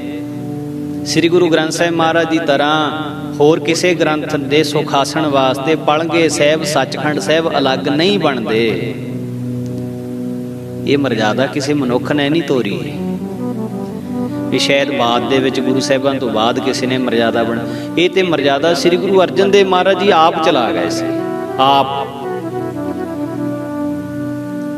ਮਹਾਰਾਜ ਜੀ ਦਾ ਪ੍ਰਕਾਸ਼ ਹਰਿਮੰਦਰ ਸਾਹਿਬ ਦੇ ਵਿੱਚ ਹੋਇਆ। ਮਹਾਰਾਜ ਦੇ ਬਚਨ ਉਸ ਵੇਲੇ ਦੇ ਇਤਿਹਾਸ ਵਿੱਚ ਲਿਖੇ ਹੋਏ ਨੇ। ਬੁੱਢਾ ਜੀ ਅਬ ਖੋਲੋ ਗ੍ਰੰਥ, ਲੇਹੋ ਆਵਾਜ਼ ਸੁਣੈ ਸਭ ਪੰਥ। ਬਾਬਾ ਬੁੱਢਾ ਸਾਹਿਬ ਜੀ ਹੁਣ ਤੁਸੀਂ ਗੁਰੂ ਗ੍ਰੰਥ ਸਾਹਿਬ ਦਾ ਪ੍ਰਕਾਸ਼ ਕਰੋ, ਪੋਥੀ ਸਾਹਿਬ ਦਾ ਪ੍ਰਕਾਸ਼ ਕਰੋ ਤੇ ਹੁਕਮਨਾਮਾ ਲਓ, ਸਾਰੇ ਸਿੱਖ ਹੁਕਮਨਾਮਾ ਸੁਣਨ। ਉਸ ਵੇਲੇ ਫਿਰ ਹੁਕਮਨਾਮਾ ਹਜ਼ੂਰ ਦੀ ਮੁਬਾਰਕ ਰਸਨਾ ਤੋਂ ਉਚਾਰਨ ਹੋਈ ਬਾਣੀ। ਬਾਬਾ ਬੁੱਢਾ ਸਾਹਿਬ ਨੇ ਜੋ ਫਿਰ ਸੂਹੀ ਰਾਗ ਦੇ ਵਿੱਚੋਂ ਸ਼ਬਦ ਉਚਾਰਨ ਕੀਤਾ, ਸੰਤਾਂ ਕੇ ਕਾਰਜ ਆਪ ਖਲੋਇਆ, ਹਰ ਕੰਮ ਕਰਾਵਣੇ ਆਇਆ ਰਾਮ, ਧਰਤ ਸੁਹਾਵੀ ਤਾਲ ਸੁਹਾਵਾ, ਵਿੱਚ ਅੰਮ੍ਰਿਤ ਜਲ ਛਾਇਆ। ਪਾਵਨ ਹੁਕਮਨਾਮਾ, ਪਹਿਲਾ ਹੁਕਮਨਾਮਾ ਸ੍ਰੀ ਗੁਰੂ ਗ੍ਰੰਥ ਸਾਹਿਬ ਮਹਾਰਾਜ ਜੀ ਦੇ ਪਹਿਲੇ ਪ੍ਰਕਾਸ਼ ਵੇਲੇ ਦਾ। ਹਜ਼ੂਰੀ ਵਿੱਚ ਕੀਰਤਨ ਹੋਇਆ। ਹਜ਼ੂਰ ਮਹਾਰਾਜ ਸਾਰਾ ਦਿਨ ਬੈਠੇ ਕੀਰਤਨ ਸੁਣਦੇ ਰਹੇ। ਸ਼ਾਮਾਂ ਨੂੰ ਜਿਸ ਵੇਲੇ ਸੁਖਾਸਣ ਸਾਹਿਬ ਦਾ ਸਮਾਂ, ਹੁਣ ਕਿਸੇ ਨੂੰ ਮਰਜ਼ਾਦਾ ਦਾ ਨਹੀਂ ਸੀ ਪਤਾ ਵੀ ਇਹ ਕਿਵੇਂ ਖੇਡ ਵਰਤਣੀ ਹੈ, ਗਾਹਾਂ ਹੁਣ ਕਿਵੇਂ ਹੋਣਾ ਹੈ। ਸਾਰੇ ਸਿੱਖਾਂ ਵਾਸਤੇ ਇੱਕ ਬੜੀ ਨਵੇਕਲੀ ਤੇ ਵੱਖਰੀ ਗੱਲ ਸੀ। ਤੇ ਹਜ਼ੂਰ ਮਹਾਰਾਜ ਨੇ ਸੁਖਾਸਣ ਦੀ ਮਰਜ਼ਾਦਾ ਸਮਝਾਈ ਵੀ ਐਂ ਸੁਖਾਸਣ ਕਰੋ। ਸੁਖਾਸਣ ਕਿੱਥੇ ਕਰਨਾ ਜੀ? ਮਹਾਰਾਜ ਕਹਿੰਦੇ ਕੋਠਾ ਸਾਹਿਬ, ਜਿੱਥੇ ਹੁਣ ਸ੍ਰੀ ਅਕਾਲ ਤਖਤ ਸਾਹਿਬ ਹੈ ਨਾ ਜੀ, ਉਹਦੇ ਅੰਦਰਲੇ ਪਾਸੇ ਜਿੱਥੇ ਮਹਾਰਾਜ ਦੇ ਸੁਖਾਸਣ ਹੁੰਦੇ ਨੇ ਉਹ ਗੁਰਦੁਆਰਾ ਕੋਠਾ ਸਾਹਿਬ ਹੈ। ਸ੍ਰੀ ਅਕਾਲ ਤਖਤ ਸਾਹਿਬ ਤੋਂ ਪਹਿਲਾਂ ਉੱਥੇ ਉਹ ਗੁਰਦੁਆਰਾ ਕੋਠਾ ਸਾਹਿਬ ਹੀ ਇਕੱਲਾ ਸੀ। ਉਸੇ ਤਰ੍ਹਾਂ ਸਤਿਨਾਮ ਵਾਹਿਗੁਰੂ ਦਾ ਜਾਪ ਕਰਦਿਆਂ ਹੋਇਆਂ ਮਹਾਰਾਜ ਜੀ ਦੇ ਪਵਿੱਤਰ ਸਰੂਪ ਨੂੰ ਕੋਠਾ ਸਾਹਿਬ ਲਿਆਂਦਾ ਗਿਆ। ਇਹ ਕੋਠਾ ਸਾਹਿਬ ਅਸਲ ਵਿੱਚ ਸ੍ਰੀ ਗੁਰੂ ਅਰਜਨ ਦੇਵ ਜੀ ਮਹਾਰਾਜ ਜੀ ਦੇ ਵਿਸ਼ਰਾਮ ਵਾਸਤੇ ਬਣਿਆ ਸੀ। ਉੱਥੇ ਮਹਾਰਾਜ ਜੀ ਦਾ ਪਲੰਘਾ ਲੱਗਿਆ ਹੋਇਆ ਸੀ ਪਹਿਲਾਂ। ਹੁਣ ਅੱਜ ਪਲੰਘਾ ਵੀ ਹੋਰ ਹੈ, ਬਿਸਤਰਾ ਵੀ ਉੱਤੇ ਨਵੇਕਲਾ ਨਵਾਂ ਵਿਛਿਆ ਹੋਇਆ ਹੈ। ਤੇ ਜਾ ਕੇ ਜਦੋਂ ਉੱਥੇ ਮਹਾਰਾਜ ਦੇ ਸਰੂਪ, ਗੁਰੂ ਗ੍ਰੰਥ ਸਾਹਿਬ ਦੇ ਸਰੂਪ ਸੁਸ਼ੋਭਿਤ ਕੀਤੇ ਤੇ ਬਾਬਾ ਬੁੱਢਾ ਸਾਹਿਬ ਜੀ ਜਾਣਦੇ ਤਾਂ ਸਾਰਾ ਕੁਝ ਸੀਗੇ, ਪਰ ਸੰਗਤਾਂ ਨੂੰ, ਸਿੱਖਾਂ ਨੂੰ ਸਮਝਾਉਣ ਖਾਤਰ ਬਾਬਾ ਬੁੱਢਾ ਸਾਹਿਬ ਜੀ ਪੁੱਛਦੇ, ਮਹਾਰਾਜ ਜੀ ਤੁਹਾਡੇ ਵਾਸਤੇ ਇੱਥੇ ਅਲੱਗ ਪਲੰਘਾ ਲਾ ਦਈਏ? ਮਹਾਰਾਜ ਕਹਿੰਦੇ ਨਹੀਂ। ਮਹਾਰਾਜ ਕਿਉਂ? ਆਪ ਜੀ ਕਿੱਥੇ ਆਰਾਮ ਕਰੋਗੇ? ਹਜ਼ੂਰ ਕਹਿੰਦੇ ਇਸ ਪਲੰਘੇ ਦੇ ਹੇਠਾਂ ਸਾਡੇ ਲਈ ਚਾਦਰ ਵਿਛਾ ਦਿਓ। ਗੁਰੂ ਗ੍ਰੰਥ ਸਾਹਿਬ ਦੇ ਪਲੰਘੇ ਦੇ ਬਰੋਬਰ ਕਿਸੇ ਦਾ ਪਲੰਘਾ ਨਹੀਂ ਲੱਗ ਸਕੂਗਾ ਕਦੇ ਵੀ। ਅਸੀਂ ਹੇਠਾਂ ਆਰਾਮ ਕਰਾਂਗੇ। ਅੱਜ ਤੱਕ ਤੁਸੀਂ ਕੋਠਾ ਸਾਹਿਬ ਗੁਰਦੁਆਰੇ ਜਾ ਕੇ ਦਰਸ਼ਨ ਕਰੋ, ਉਸ ਪਲੰਘੇ ਦੇ ਦਰਸ਼ਨ ਕਰਨੇ। ਹੇਠਾਂ ਅੱਜ ਵੀ ਚਿੱਟੇ ਰੰਗ ਦੀ ਸੂਤੀ ਚਾਦਰ ਵਿਛਦੀ ਹੈ, ਜੋ ਕਿ ਇਸ ਗੱਲ ਦਾ ਪ੍ਰਮਾਣ ਹੈ ਵੀ ਸ੍ਰੀ ਗੁਰੂ ਅਰਜਨ ਦੇਵ ਜੀ ਮਹਾਰਾਜ ਨੇ ਬਾਣੀ ਦਾ ਇੰਨਾ ਸਤਿਕਾਰ ਕੀਤਾ ਸੀ ਵੀ ਆਪ ਮਹਾਰਾਜ ਜੀ ਬਰੋਬਰ ਪਲੰਘਾ ਲਾ ਕੇ ਨਹੀਂ ਸੀ ਪਏ, ਜਦ ਕਿ ਗੁਰਤਾ ਗੱਦੀ ਦੇ ਉੱਤੇ ਹਜ਼ੂਰ ਆਪ ਸੁਭਾਏਮਾਨ ਸਨ ਗੁਰੂ ਅਰਜਨ ਦੇਵ ਜੀ ਮਹਾਰਾਜ। ਔਰ ਗੁਰੂ ਗ੍ਰੰਥ ਸਾਹਿਬ ਨੂੰ ਤੇ ਗੁਰਤਾ ਗੱਦੀ ਅਜੇ ਨਹੀਂ ਸੀ ਦਿੱਤੀ। ਪਰ ਸਾਧ ਸੰਗਤ ਜੀ, ਇਹ ਗੁਰਬਾਣੀ ਦਾ ਸਤਿਕਾਰ ਰਹਿਤਨਾਮਿਆਂ ਵਿੱਚ ਬਚਨ ਹੈ ਜੀ, ਜਿਨ ਭੈ ਬਾਣੀ ਅਦਬ ਨਾ ਧਾਰਾ, ਜਾਨੋ ਸੋ ਸਿੱਖ ਨਹੀਂ ਹਮਾਰਾ। ਜਿਹੜਾ ਬਾਣੀ ਦਾ ਅਦਬ ਨਹੀਂ ਕਰਦਾ, ਜਿਹੜਾ ਬਾਣੀ ਦਾ ਸਤਿਕਾਰ ਨਹੀਂ ਕਰਦਾ, ਮਰ ਕਹਿੰਦੇ ਮੇਰਾ ਤਾਂ ਸਿੱਖ ਹੀ ਨਹੀਂ ਹੈ। ਸੋ ਇਹ ਬਹੁਤ ਵੱਡਾ ਮਹਾਨ ਪਰਉਪਕਾਰ ਸਤਿਗੁਰੂ ਗੁਰੂ ਅਰਜਨ ਦੇਵ ਮਹਾਰਾਜ ਸੱਚੇ ਪਾਤਸ਼ਾਹ ਜੀ ਦਾ ਸਾਡੇ ਸਾਰਿਆਂ ਤੇ ਜੁਗੋ ਜੁਗ ਅਟਲ ਸਤਿਗੁਰੂ ਗੁਰੂ ਗ੍ਰੰਥ ਸਾਹਿਬ ਜੀ ਦੇ ਸਰੂਪ ਦੀ ਸੰਪਾਦਨਾ।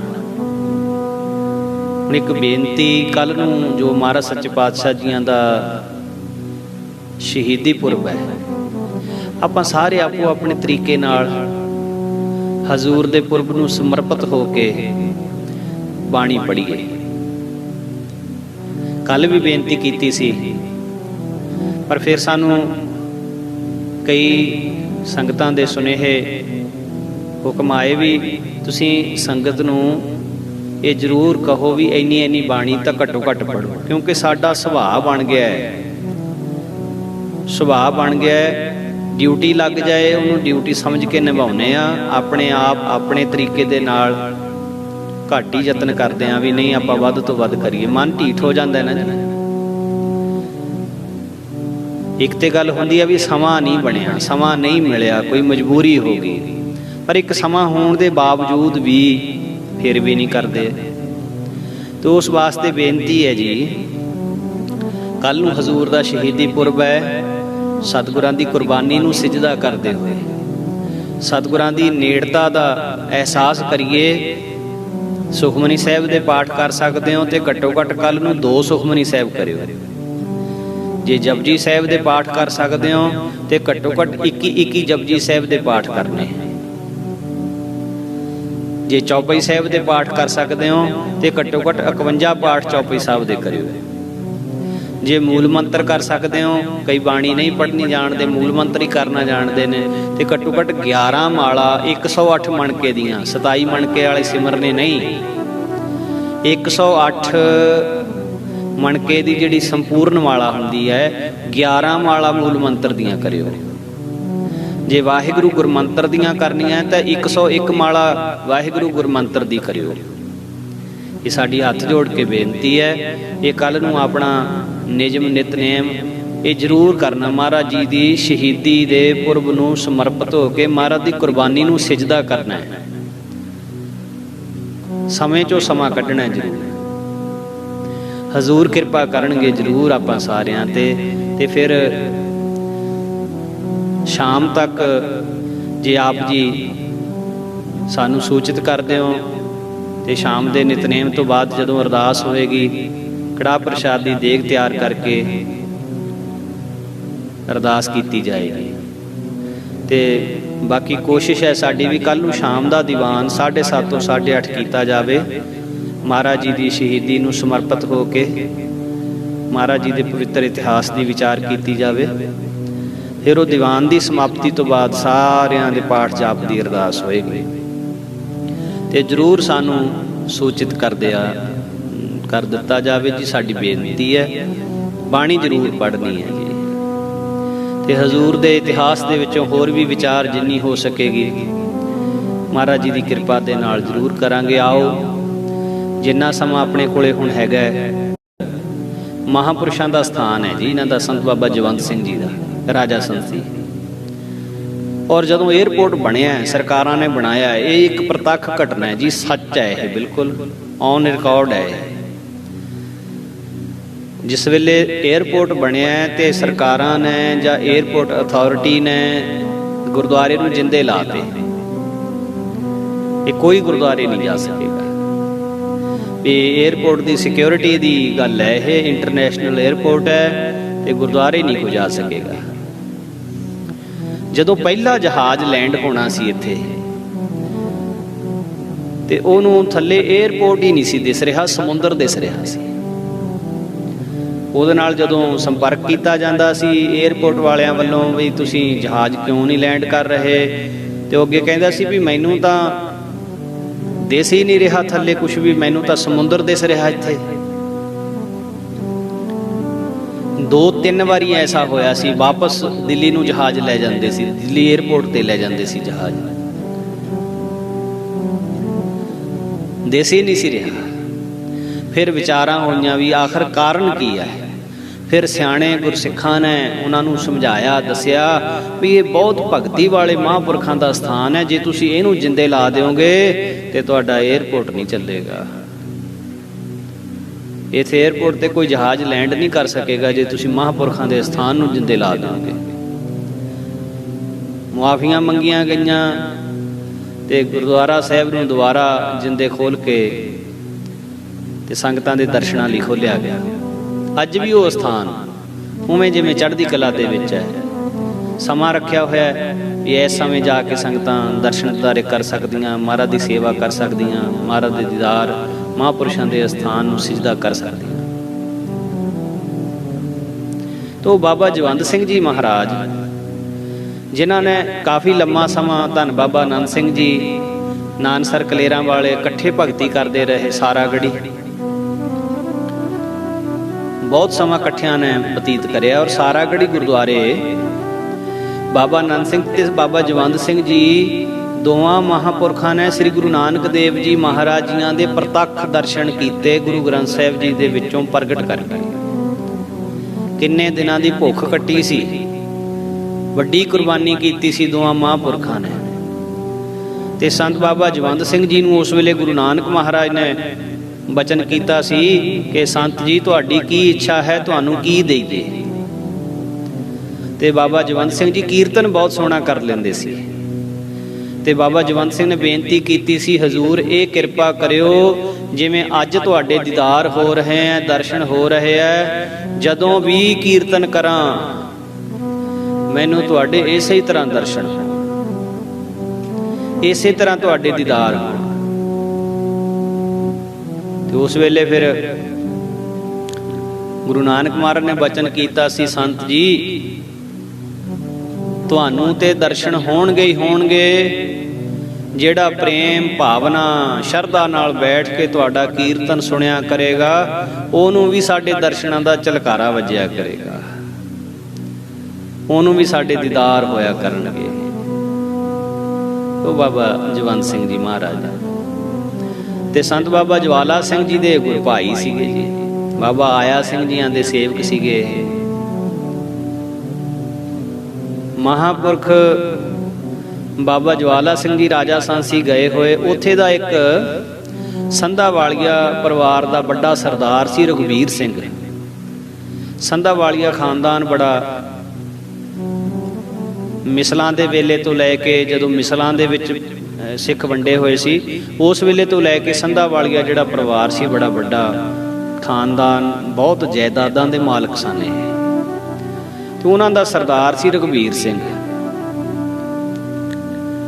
सरदार रघुवीर सिंह ने नवीं कोठी तैयार की सी, तो संत बाबा जवंत सिंह जी दे दर्शन करन हित ते संतां नूं अपनी कोठी लिजाण हित बेनती करन वास्ते आया भी आप जी समुची संत मंडली दे समेत किरपा करके दर्शन दिओ, प्रशादा छको ते सानू लाहा मिले। बाबा जियां ने सरदार की बेनती मंजूर कर ली। संत जवंत सिंह जी ने भी कल नूं अमृत वेले आवांगे। अमृत वेला होया, संत जवंत सिंह जी अपने कीर्तनी जथे समेत अते संत महाराज बाबा ज्वाला सिंह जी नूं भी नाल लिया ते कीर्तन करन हित सरदार दी कोठी महाराज आ गए।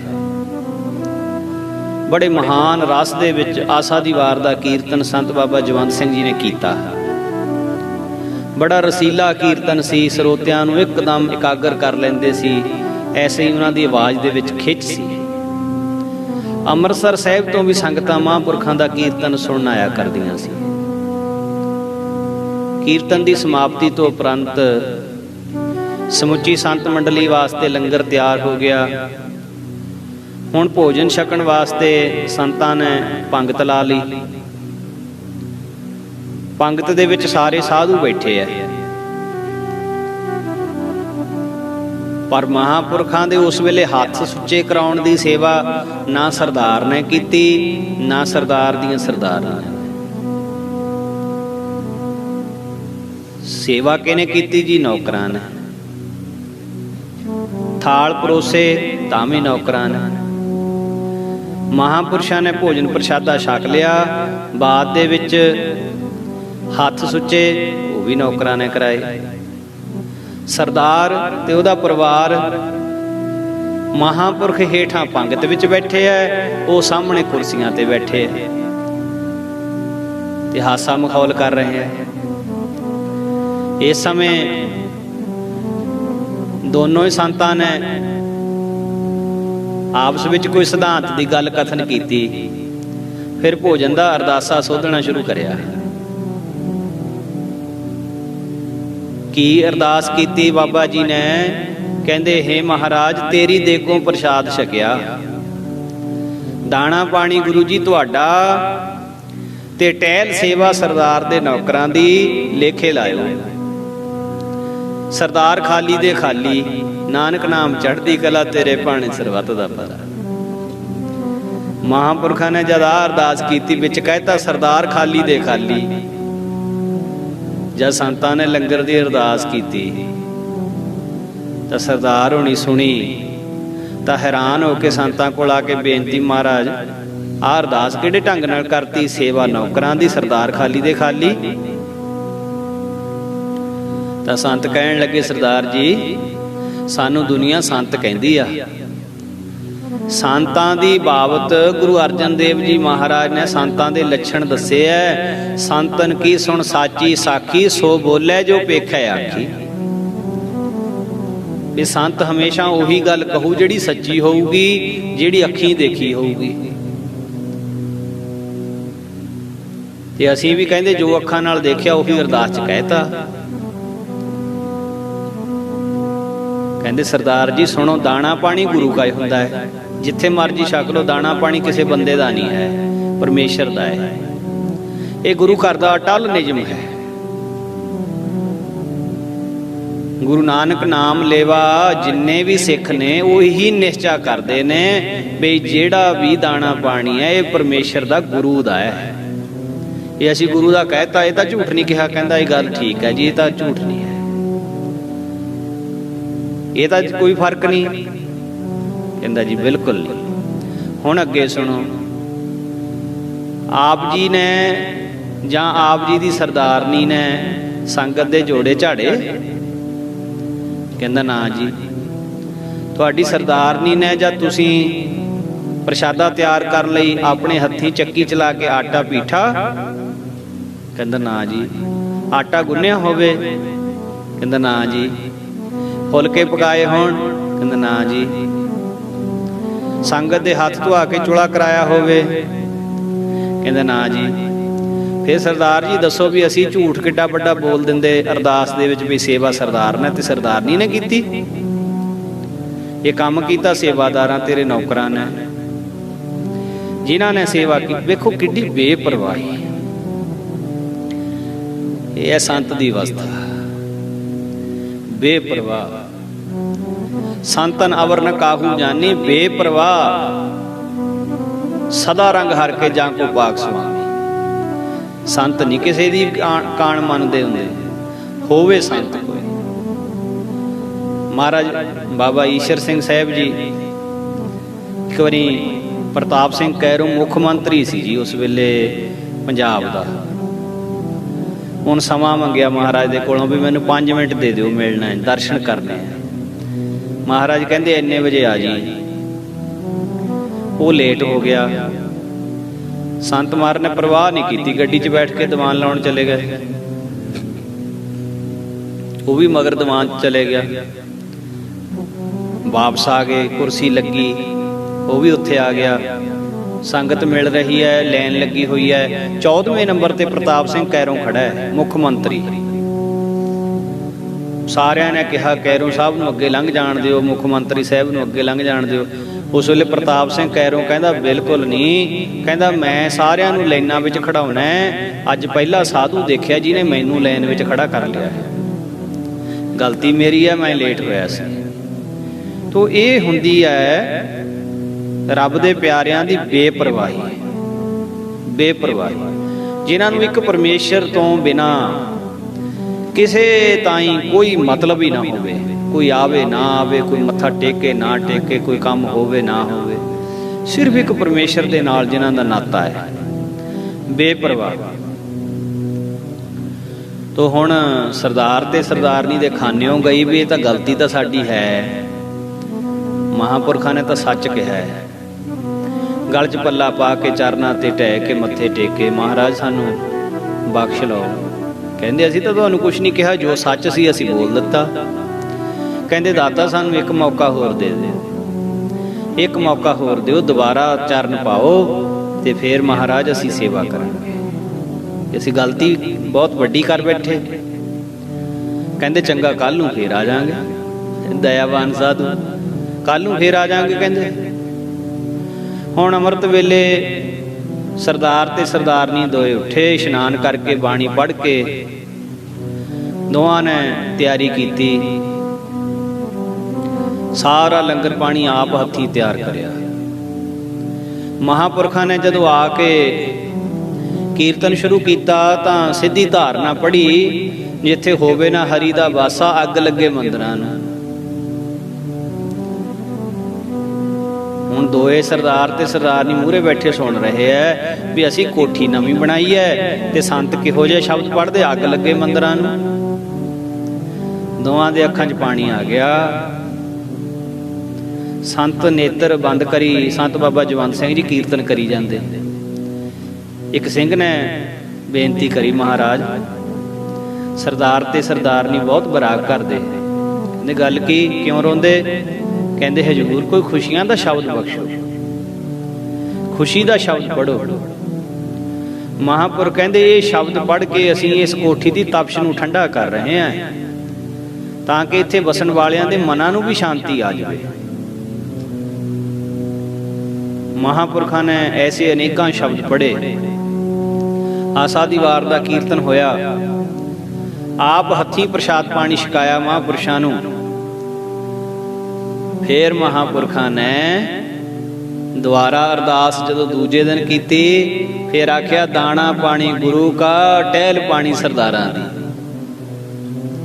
टहल सेवा सरदारां ने कीती। महाराज लेखे लायो, बूहे खुले रखियो, परिवार वसदा रसदा रवे, जो आवे सो राजी जावे, नानक नाम चढ़दी कला, तेरे पाणे सरबत दा फल। तां हुण इस तो उपरंत जदों महापुरख तुरन लगे तां सरदार ते सरदारनी दोवें जणे संतां दे जोड़े साफ कर रहे। आप संतां दे चरनी जोड़े। ये शरधा है, जदों संगत तुहाडे घरे आउंदी है, महापुरख तुहाडे घरे आउंदे है, मतां जाणो। जे संगत आई है, मता जानो फलाना है, मेरा मित्र है, मेरा रिश्तेदार है, मेरा नहीं, तुहाडे घरे गुरु नानक साहब आप आए। ऐसी भावना, ऐसी शरधा बनानी है। ऐसी शरधा, ऐसी भावना बनेगी तो उस भावना नूं फल लगेगा। जेहा भाओ तेहा फल पाइए, फल लगेगा जरूर, महाराज जरूर कृपा करते हैं। तो इस सरदार रघबीर सिंह दे संधा वालियां परिवार दे कोई समा आया, बड़ी भारी विपता पई। इहदी सरदारनी नूं कोई असाध रोग लग गया, इलाज बड़े कराए पर आराम ना आवे। पिछला कोई कर्म सी भोगे बिन भागे नहीं, कर्म गति बलवान, कर्मां दी गति नहीं, इस तरह छुटकारा हुंदा। दुख आ गया, इलाज बड़े कराए, डॉक्टर कोई ना छड्डिया, वैद कोई ना छड्डिया, ज्योतिषी कोई ना छड्डिया। अखीर टूणे टामण वाले तांत्रिक वगैरह होर सारियां दे बूहे खड़काए पर आराम ना आवे। एक मालवे दे विच बीबी निहाल कौर नाम दी एक इस्त्री जो सी तां गुरु घर दी प्रेमण, ਉਹਦੇ पास भी संगतां बहुत आया करदियां सी। बीबी निहाल कौर हठी तपी सी, 2 प्यालियां चाह दियां पी के बस सारे दिन दी उन्हां दी यही खुराक। बहुत घरां दे विच इन्हां दी पूजा हुंदी सी, बहुत लोकी शरधा रखदे सी। फरीदकोट के राजे दे राही ये बीबी नूं राजा सांसी लिआंदा, सरदार दी कोठी। इस बीबी ने सप्ताह पाठ कराउण लई कहा, ये सप्ताह पाठ कराओ हो जू ठीक। तो सरदार जी कहते बीबी जी तुसी अपने पाठी ला के पाठ अपनी निगरानी च कराओ। तैयारी हो गई। बीबी ने संत चन्नन सिंह रामगढ़ वाले, बाबा आनंद सिंह जी और होर अनेकां साधु जेड़े इन्हां दे प्रेम वाले सी। बाबा आनंद सिंह जी कलेरां वाले नहीं, ये होर बाबा आनंद सिंह जी होए ने। सद्या जी सारियां नूं। हुण एक दिन जो पाठी सिंघां दे विच बाबा आनंद सिंह जी सन, सरदार रघबीर सिंह जी इकट्ठे बैठे है। बड़े खुले बचन होए भी आखिर गल की है राणी जी नूं, ये क्यों बीमार ने, कि होया की इन्हां नूं। कहंदे बीमारी दा सानूं तां समझ नहीं लग रही, ਭਈ ਸ਼ਦਾ ਦਾ ਜਿਵੇਂ ਦੌਰਾ ਪੈਂਦਾ ਨਾ, ਕਮਲ ਪੈਂਦਾ ਜਿਵੇਂ, ਰੌਲਾ ਪਾਉਂਦੀ ਹੈ ਦਿਨ ਰਾਤ। ਇਹਦੇ ਪੇਕੇ ਮਰ ਚੁੱਕੇ ਆ ਕਈ ਜੀ, ਉਹ ਦਿਖਾਈ ਦਿੰਦੇ, ਉਹਨਾਂ ਨੂੰ ਦੇਖ ਦੇਖ ਕੇ ਰੌਲਾ ਪਾਉਂਦੀ ਹੈ। ਸ਼ਦਾ ਦੀ ਬਿਮਾਰੀ ਲੋਕੀ ਆਖਦੇ ਆ। ਇਲਾਜ ਬੜੇ ਕਰਾਏ, ਹਰੇਕ ਕਿਸਮ ਦੇ ਸਿੱਖ ਸਾਧ ਦੀ ਪੂਜਾ ਕੀਤੀ ਹੈ, ਪਰ ਆਰਾਮ ਨਹੀਂ ਆਇਆ। ਇਸ ਕਰਕੇ ਕਹਿੰਦਾ ਹੁਣ ਮੇਰਾ ਤਾਂ ਸਾਧਾਂ ਪਰ ਵੀ ਇਤਬਾਰ ਨਹੀਂ ਰਿਹਾ। ਇਹ ਗੱਲਾਂ ਕਰਕੇ ਸਰਦਾਰ ਚਲਿਆ ਗਿਆ। ਪਰ ਹੁਣ ਬਾਬਾ ਨੰਦ ਸਿੰਘ ਜੀ ਨੇ, ਸੰਤ ਚੰਨਣ ਸਿੰਘ, ਸਾਰੇ ਪਾਠੀ ਸਿੰਘਾਂ ਨੂੰ ਇਕੱਠੇ ਕਰਿਆ। ਉਹਨਾਂ ਨੂੰ ਕਿਹਾ ਬਈ ਭਾਈ ਵੀਰੋ, ਇਹ ਬੀਬੀ ਨਿਹਾਲ ਕੌਰ ਨੇ ਸਾਡੇ ਕੋਲੋਂ ਬਿਨਾਂ ਸੋਚੇ ਸਮਝੇ ਇੱਥੇ ਪਾਠ ਰਖਵਾਤਾ। ਇਹ ਤਾਂ ਕੰਮ ਬਹੁਤ ਔਖਾ ਹੈ। ਜੇ ਸਾਡਾ ਪਾਠ ਕੀਤਿਆਂ ਤੇ ਰਾਣੀ ਨੂੰ ਰਾਮ ਨਾ ਆਇਆ, ਸਰਦਾਰਨੀ ਠੀਕ ਨਾ ਹੋਈ, ਤਾਂ ਸਰਦਾਰ ਤਾਂ ਨਾਸਤਕ ਬਣ ਜਾਊਗਾ, ਇਹ ਤਾਂ ਨਿਸ਼ਰਦਕ ਹੋ ਜਾਊਗਾ ਵੀ ਗੁਰੂ ਗ੍ਰੰਥ ਸਾਹਿਬ ਦੇ ਵਿੱਚ ਕੋਈ ਤਾਕਤ ਨਹੀਂ ਹੈ, ਸਿੱਖ ਸਾਧਾਂ 'ਚ ਕੋਈ ਤਾਕਤ ਨਹੀਂ ਹੈ। ਇਹ ਤਾਂ ਜਵਾਬ ਦੇਣਾ ਔਖਾ ਹੋ ਜੂ।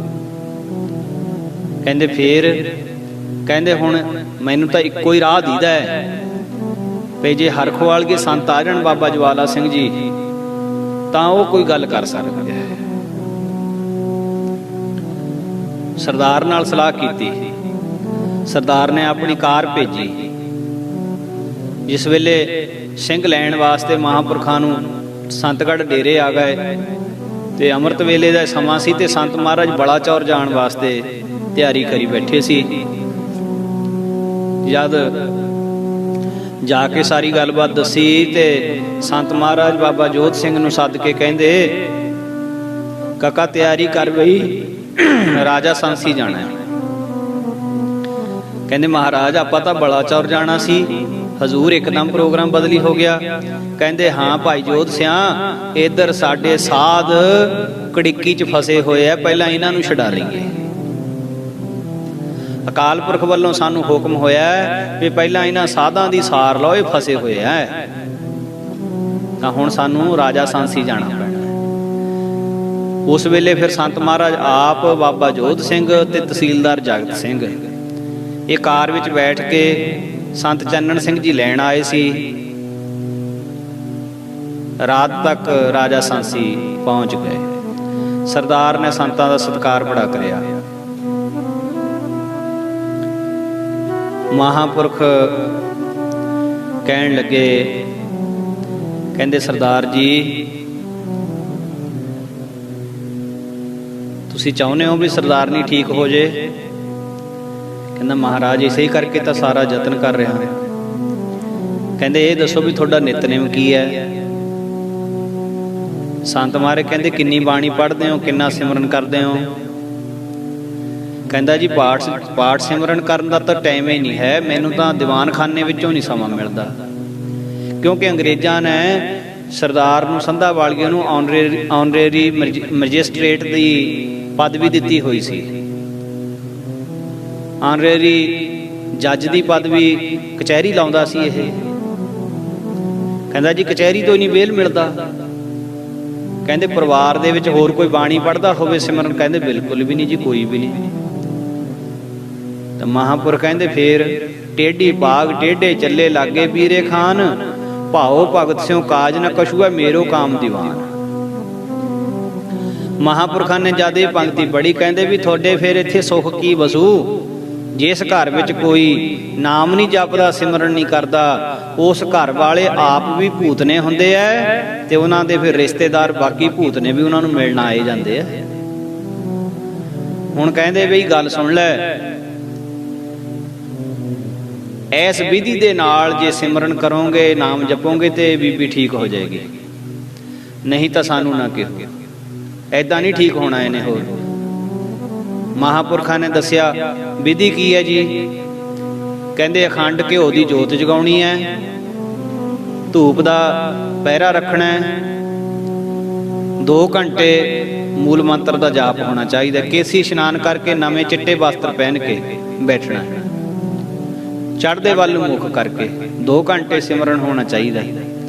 ਸਰਦਾਰ ਕਹਿੰਦਾ ਇਹ ਤਾਂ ਕੰਮ ਬਹੁਤ ਔਖਾ ਜੀ, ਕਿਸੇ ਪਾਠੀ ਨੂੰ ਕਹਿ ਕੇ ਨਾ ਕਰਵਾ ਲਿਆ ਕਰੀਏ। ਇੱਕਦਮ ਸੰਤ ਮਹਾਰਾਜ ਦਾ ਚਿਹਰਾ ਜਲਾਲ ਵਿੱਚ ਆ ਗਿਆ। ਕਹਿੰਦੇ ਓਏ ਸਰਦਾਰਾ, ਰੱਬ ਮਾਇਆ ਦੇ ਨਾਲ ਪ੍ਰਸੰਨ ਨਹੀਂ ਹੁੰਦਾ। ਤੈਨੂੰ ਹੰਕਾਰ ਹੈ ਆਪਣੀ ਮਾਇਆ ਦਾ, ਆਪਣੇ ਪੈਸੇ ਦਾ। ਤੂੰ ਕਹਿੰਦਾ ਵੀ ਪੈਸੇ ਨਾਲ ਸਭ ਕੁਝ ਖਰੀਦਿਆ ਜਾਣਾ ਹੈ। ਏਦਾਂ ਨਹੀਂ ਹੋ ਸਕਦਾ। ਸਰਦਾਰ ਨਿਮਰਤਾ ਸਹਿਤ ਕਹਿੰਦਾ, ਮਹਾਰਾਜ ਮਿਹਰ ਕਰੋ, ਮੇਰੇ ਤੋਂ ਗਲਤੀ ਹੋ ਗਈ। ਫਿਰ ਉਹ ਸਰਦਾਰ ਦੀਆਂ 4 ਲੜਕੀਆਂ ਸੀ, ਉਹਨਾਂ ਬੇਨਤੀ ਕੀਤੀ, ਮਹਾਰਾਜ ਜੀ ਜੋ ਤੁਸੀਂ ਇਹ ਸੇਵਾ ਹੁਕਮ ਲਾਇਆ ਇਹ ਅਸੀਂ ਕਰਾਂਗੇ। ਮਹਾਂਪੁਰਸ਼ ਕਹਿੰਦੇ ਤੁਸੀਂ ਹੁਣ ਇੱਧਰ ਭੋਗ ਪਾਓ, ਸਪਤਾਹ ਪਾਠ ਜਿਹੜਾ ਰੱਖਿਆ ਹੋਇਆ ਹੈ ਅਗਲੇ ਦਿਨ ਤੋਂ ਇਹ ਨਿਯਮ ਸ਼ੁਰੂ ਕਰ ਲਓ। ਆਉਂਦੀ ਮੱਸਿਆ ਨੂੰ ਅਸੀਂ ਤਰਨਤਾਰਨ ਸਾਹਿਬ ਆਉਣਾ ਹੈ, ਫਿਰ ਸਾਨੂੰ ਆ ਕੇ ਦੱਸੋ ਵੀ ਬੀਬੀ ਦਾ ਕੀ ਹਾਲ ਹੈ। 15 ਦਿਨ ਰਹਿੰਦੇ ਸੀ ਮੱਸਿਆ ਨੂੰ। ਮਹਾਂਪੁਰਖਾਂ ਦੀ ਦੱਸੀ ਜੁਗਤੀ ਦੇ ਅਨੁਸਾਰ ਫਿਰ ਇਹ ਮਹਾਂਪੁਰਸ਼ਾਂ ਨੇ ਜੋ ਦੱਸਿਆ ਸੀ ਉਹ ਸ਼ੁਰੂਆਤ ਕੀਤੀ ਜਾਪ ਦੀ।